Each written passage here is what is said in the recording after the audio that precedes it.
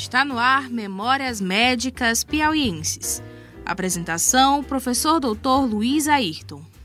Olá, estamos de volta ao programa Memórias Médicas Piauienses, desta vez na Rádio UFP 96.7. E iniciamos esse programa lembrando a você que estamos no YouTube, no Spotify e também no Instagram. A qualquer momento você pode acessar o Memórias Médicas Piauienses e ouvir essas maravilhosas entrevistas que estão acontecendo aqui conosco. E hoje estamos recebendo a essência da medicina, uma vida dedicada ao estudo e à profissão de professor e à prática médica. Muito bom receber aqui o Dr. Carlos Iglésia Brandão de Oliveira. É um prazer sua presença conosco. O prazer é meu e eu me sinto honrado com o convite. Muito bem.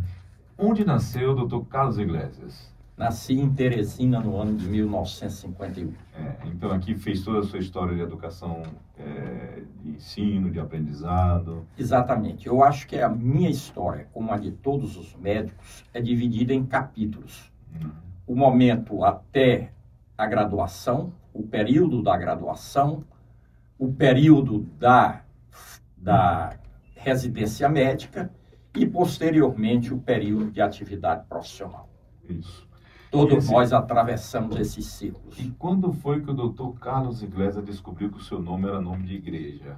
O papai, apesar do pouco estudo que tinha, ele gostava muito de ler.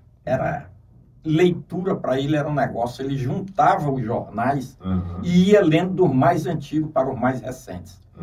E ele via os nomes e buscou esses nomes diferentes. Lá em casa foram Stanley, Iglésias, Rosângela, Marília, Laércio, tudo nomes pouco usuais. Então, atraía Nós somos 9 lá em casa. Atraía para si a identidade brasileira, que é essa coisa mixigenada, né? Influências de todos os povos. Bom, a faculdade, então, de medicina foi feita em Teresina também? Também. Fez aqui na UFP? Minha vida foi toda criada, à exceção do período de residência e mestrado, mas foi toda aqui em Teresina. E essa vocação para o magistério, ela vai nascer com você quando? Depois de formado? Como é que aconteceu isso? Olha, Luiz, desde pequenininho, eu sempre gostei de falar. Para você ter uma ideia, o papai fazia discursos, eu decorava, eu tive sempre uma facilidade muito grande para decorar. E nos aniversários, nos eventos, eu, menino de 10 anos, fazia os discursos que ele preparava para mim. Muito bem. Então, esse exercício do falar... Eu acho que o magistério veio como herança disso. A gente aprende mais ensinando ou estudando? Isso é uma dúvida que as pessoas às vezes ficam refletindo. A Cora Coralina já dizia que a gente aprende muito ensinando. E eu acho que é uma grande verdade. Muito do que eu aprendi foi ensinando. Isso é uma verdade, muita gente confirma. Mas aí, uma vez formado médico, onde nasce o cirurgião? Por que decidiu pela cirurgia? Foi uma oportunidade? Por incrível que pareça, a decisão por cirurgião foi no meu 6º ano de medicina. Eu vislumbrei algumas especialidades e entre elas eu fiquei entre cardiologia e cirurgia geral. Terminei fazendo a opção por cirurgia geral e eu acho que foi uma excelente opção. E onde foi feita essa residência?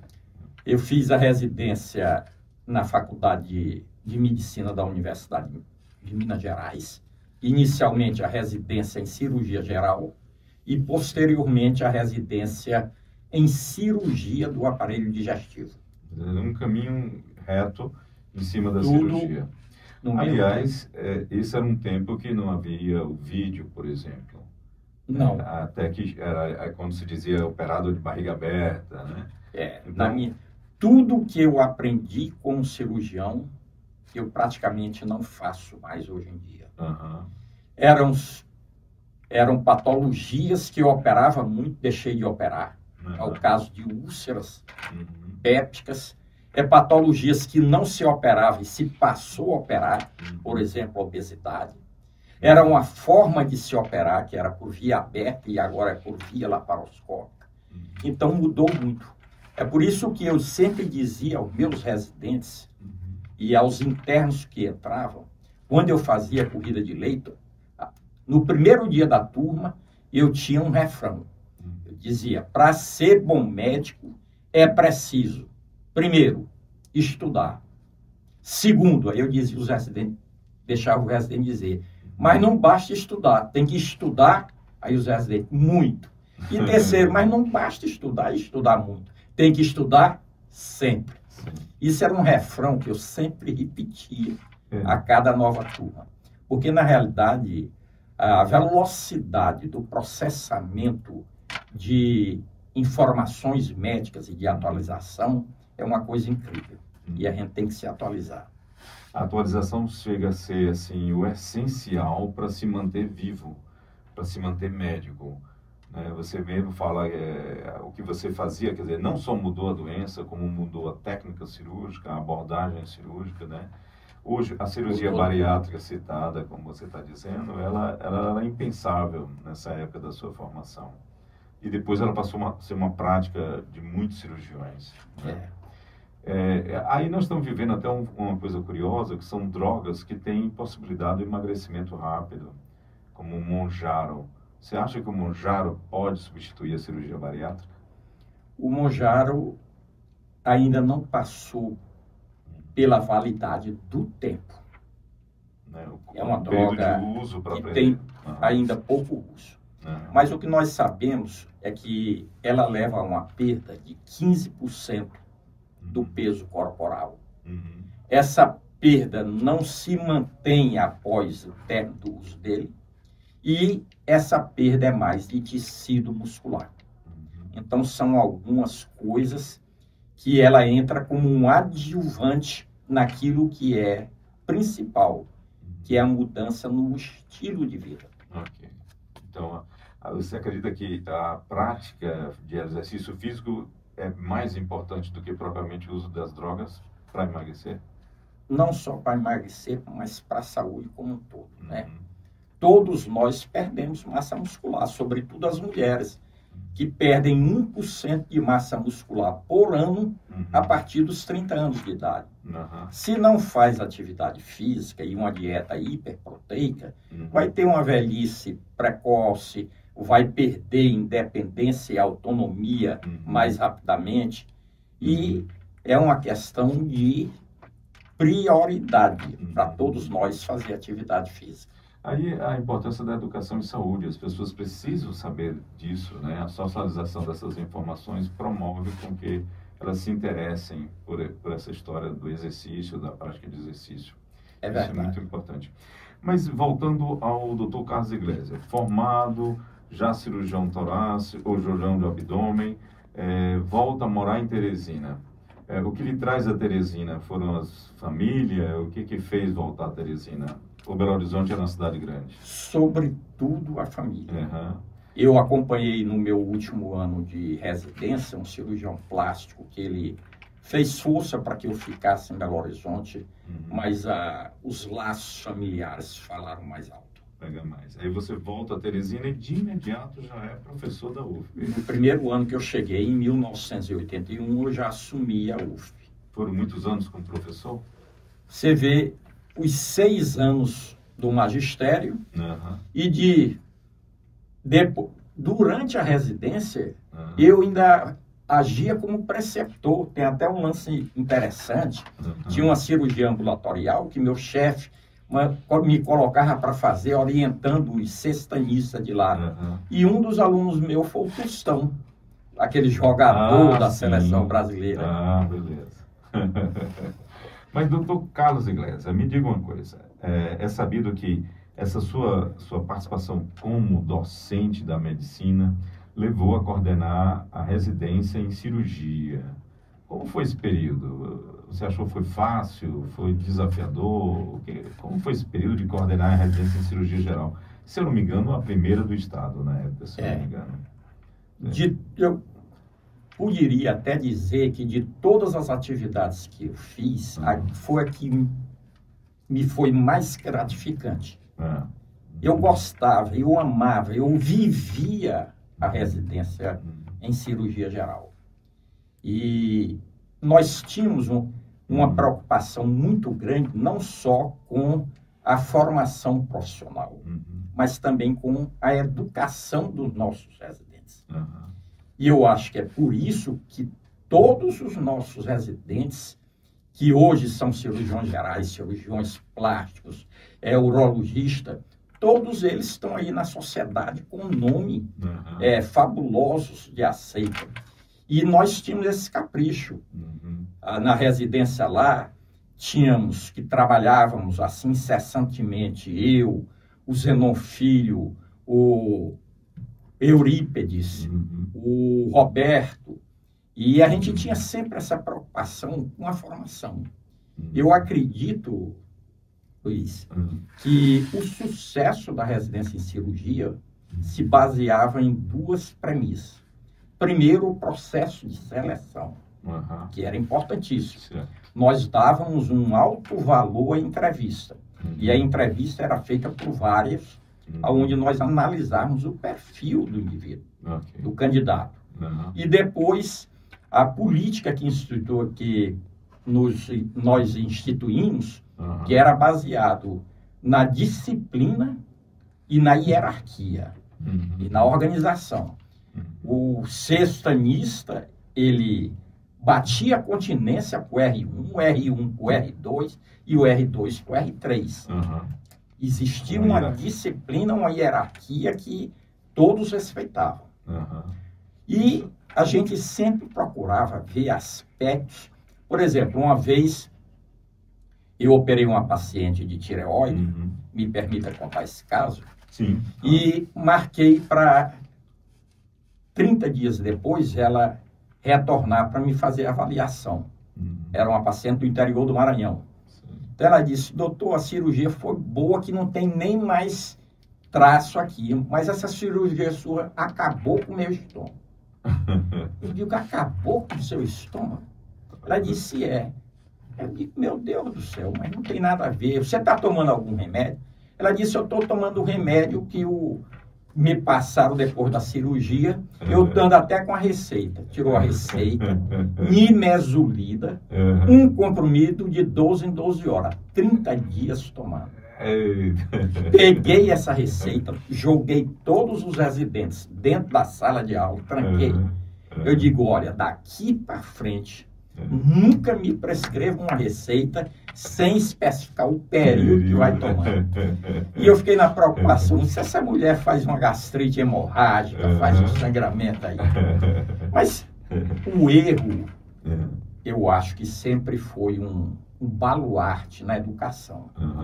A gente precisa ter a humildade de reconhecer o erro, a inteligência para não voltar a cometê-los, que é importante, e a sabedoria para corrigir daí para frente, né? Falou o professor. Eu fiz isso, eu fazia isso muito, né? Sempre que tinha um erro, juntava todo mundo, realçava com um colorido brilhante para chamar a atenção dos residentes e no final dizer: nunca façam isso. É uma forma de aprendizado. O seu erro e o erro dos outros também é uma forma de aprendizado. Nessa coisa da qualificação, você chegou a fazer mestrado, porque inevitavelmente viver a universidade termina fazendo mestrado. Fez mestrado em alguma coisa? Chegou a fazer? Fiz mestrado interinstitucional com a Unicamp, né? Okay. De 2000 a 2003. E abordou o que nessa época? Abordei o meu trabalho, que eu defendi a tese, foi a incidência da formação de cálculos biliares durante a rápida perda de peso que ocorria durante os 6 a 12 primeiros meses após a cirurgia bariátrica. É um conhecimento novo para a época. Exato. Aí o cirurgião já está operando vídeo. Já estamos numa fase mais. A chegada do vídeo e agora a chegada da robótica, que é um outro desafio para o futuro. Quer dizer, uma outra forma de exercer a prática da profissão. Hoje, a formação em vídeo praticamente faz parte da residência em cirurgia. tira do aluno a possibilidade de um treinamento na cirurgia, vamos dizer assim, aberta mesmo? Ou você acha que ele ainda sai em condições de fazer isso? Porque isso é importante a gente refletir. Numa emergência, por exemplo, num grande acidente, todos nós, cirurgiões, somos chamados, né? Então, e estão lá cirurgiões de todas as épocas. Essa sua reflexão é extremamente importante. Uhum. Porque se a formação fica direcionada apenas a casos eletivos, o cirurgião sai sem saber resolver um caso através de via aberta. Porque, evidentemente, existem situações em que nós temos que abrir porque não conseguimos realizar por videolaparoscopia. Daí a importância do cirurgião estagiar na urgência, que é onde se vê muitas cirurgias abertas. Ainda hoje isso deve fazer parte da sua formação, né? Assumiu cargos importantes por conta disso, né? Foi mestre do Colégio Brasileiro de Cirurgiões aqui no Piauí durante um bom tempo e teve uma participação no conselho, correto? Correto. Essa coisa do conselho, essa experiência no conselho, na avaliação principalmente das intercorrências ligadas à cirurgia, como você vê hoje, depois que tudo isso passou? Foi uma fase importante, a vivência dentro do Conselho de Medicina, porque é uma grande experiência, digo porque também já passei por isso. Luiz, então, cada novo cargo, cada nova experiência que se tem, é sempre uma carga a mais de conhecimento que a gente adquire. Foi importante, não resta dúvida. Não gostaria de voltar, porque eu não gosto de avaliar colegas e punir colegas, né? É doloroso. É sempre muito ruim. Eu fiz muito isso como professor na residência e tudo. Mas depois eu não gosto. Eu hoje exerço um cargo que é presidente da Comissão de Ética da Unimed e, infelizmente, vejo muitos casos que são lamentáveis, né? Acho que é bom também lembrar a sua capacidade de gestão. Foi diretor do HU e foi diretor do HGV também. Como é que aconteceu isso? Alguém lhe lembrou que você merecia ser o diretor do hospital? Acho que isso é interessante a gente lembrar, porque às vezes uns grandes cirurgiões, as pessoas o veem como um cirurgião. Esquece que ele tem habilidade de gestão e pode ser útil também, né? Exato. Isso é importante.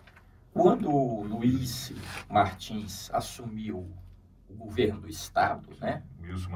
Wilson Martins, né? Assumiu o governo do Estado. Eu tinha sido professor dele na 4ª série do ginásio, se eu não me engano, muito tempo atrás. E ele, evidentemente, se lembrou de mim, do velho professor, né? E me convidou. E eu prontamente assumi. O outro convite foi feito pelo reitor, o Júnior, que me convidou, e eu tive como companheiro o vice do hospital universitário, uma pessoa muito ligada à medicina, que foi o Benedito Borges. Foram 2 experiências muito gratificantes também, onde eu pude realizar muita coisa, graças a Deus, sobretudo no HGV, que eu contei com o apoio fundamental do governador. Isso facilita, esse diálogo é importante para administrar um hospital de grande porte. Mas falando de hospital, a gente sabe também que a Casa Mata foi o palco do Dr. Iglesias, né? Ali onde ele construiu toda a sua vida cirúrgica. O que ele traz quando a gente imagina a Casa Mata? Foi tempo de desafios ou foi tempos construtivos? O que ele traz? Digo isso porque a Casa Mata, na história da medicina, ela tem uma conotação interessante, porque o Getúlio Vargas era o grande hospital do Estado, mas por um determinado momento, o médico só conseguia adentrar no HGV se tivesse um apoio político. E a Casa Mata, a chegada da Casa Mata, ela quebra essa relação. Então, qualquer um conseguiria, e havia um espaço para trabalhar também, depende disso. Isso foi muito importante para o crescimento da medicina no Estado. Acredito que deve ser lembrado sempre esse legado do Dr. João França, porque aconteceu isso. Então, ela foi um palco de trabalho. Que recordações a Casa Mata lhe dá? gratas recordações. Foi o primeiro hospital onde eu pude operar muito, intensamente. Eu operava sempre ao lado do professor Eurípides e operei muito, muito. Lá eu operava de tudo, porque tinha urgência. Me recordo que na época de São João me chamaram, tinha um garoto de 14 anos com uma gaze tamponando o pescoço. Aí ele estava no raio-x. Na hora que eu olhei, que ele puxou a gaze, aquele jato de sangue, eu enfiei a mão aqui para tamponar o sangramento, conduzi para o centro cirúrgico e consegui fazer a rafia. Imagine, sem necessidade de cirurgião vascular. E salvei aquela criança, que ela colocou uma bomba numa lata, demorou a explodir, ela se aproximou, quando chegou, a lata cortou o pescoço. Mas ele, na compressão, também teve uma participação importante, né? Chegou a essa luta, né? Então, foi um hospital que tinha um centro de estudos, onde o Álvaro Regino fazia um papel brilhante, convidava sempre pessoas, grandes cirurgiões operavam lá, e eu operava lá de manhã, de tarde, de noite. Era intensíssimo. Mas sua vida era dividida entre a clínica particular, a faculdade, a universidade e a Casa Mata. Exatamente. A gente sempre encontra tempo para fazer as coisas que gosta. Se deliciando da tríade da sua vida, a medicina, a docência e a cirurgia. Exatamente. Creio que esses foram um tripé importantíssimo. Foi. Muito bem, um enorme prazer falar com o Dr. Carlos Iglesias, com essa brilhante história de vida que realmente sedimenta a prática médica no Piauí. Todos nós o consideramos, o admiramos e o respeitamos por ter participado nessa formação. E eu gostaria, para a gente concluir, como é que o senhor vê, onde reside, na verdade, o prazer de formar um outro médico? Porque quando você fala aí até com certo grau de emoção, que vê vários outros médicos trabalhando, você se multiplica nessas pessoas, né? E isso é o que move a profissão, é o que faz com que a gente possa promover a essência da medicina. Como o senhor vê, onde reside esse prazer para você? O prazer é de uma emoção tão grande que eu não encontro palavras, o que transbordaria meu coração.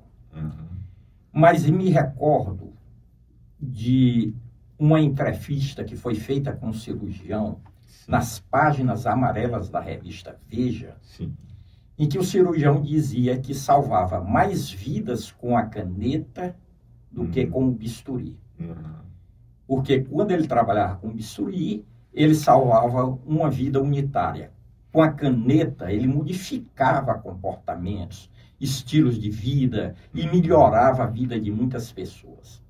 O magistério me dá essa amplitude que a medicina, de certa forma, não me dá, de promover melhorias, levando conhecimento às pessoas. E o conhecimento, como dizia o professor Sinés aqui, é como a beleza. Só tem valor se ele é socializado. Se ele é divulgado. E o que adianta eu ser possuidor de um conhecimento se eu não divulgo e não beneficio outros com esse conhecimento, né? E eu acho que o magistério me deu isso. É muito gratificante, sobretudo na formação de vários outros médicos. Muito bem. Diante de uma aula dessa forte conotação do ensino na prática médica, encerramos o nosso programa de hoje, contando com você a nos seguir no Instagram, no YouTube e também no Spotify. Acompanhem as entrevistas magníficas como essa em receber o Dr. Carlos Iglesias aqui conosco. Um bom dia para todos e continuamos na luta desses programas. Você ouviu Memórias Médicas Piauienses, uma parceria entre o curso de Medicina da Universidade Federal do Piauí, a Academia de Medicina do Piauí, a Sociedade Piauiense de História da Medicina e a Rádio FM Universitária.